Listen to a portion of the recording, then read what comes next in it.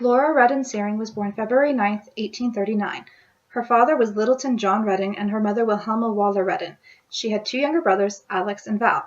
In 1848, her father was murdered on the Mississippi River, and her mother, a widow, had no other choice but to remarry.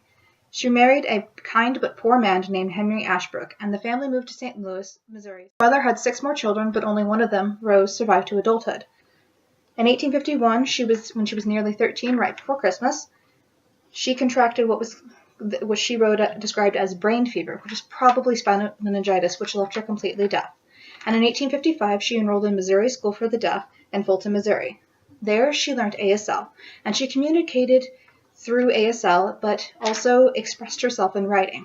And then in 1858, she also graduated. Before the Civil War, she started to address issues in poetic form through the pen name Howard Glendon. Howard Glendon was a widely popular and respected name.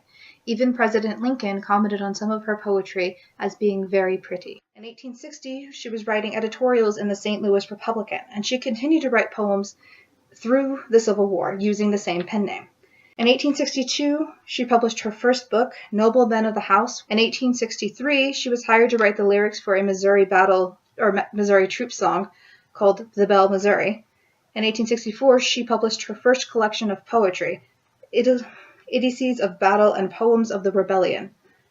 And in 1864, a year later, after she published her first collection, her mother died. She longed for additional education, but at the time there was no options for a deaf woman. The National Deaf Mute College, what is now Gallaudet University, was opened and had been established, but women were not admitted until 1881. So instead, Laura decided to travel Europe. She even contemplated staying after traveling for 5 or 6 years. On her journeys, she learned German, French, Spanish, and Italian, and she was fluent enough that she could read and write them. In 1876, she married Edward Wilhelm Searing. Their first daughter was born stillborn, but in 1880 she had a healthy daughter whom they named Elsa. Their marriage was not a happy one. Laura and Elsa settled in Santa Cruz, California, and in 1894, after Edward suffered financial ruin, she divorced him. She suffered from a neurologic condition which caused her to have problems with her right arm and hand. This meant that her daughter often had to interpret for her in situations when she could not use her arm. She wrote when she could. Laura died on August 10, 1923, at the age of 84.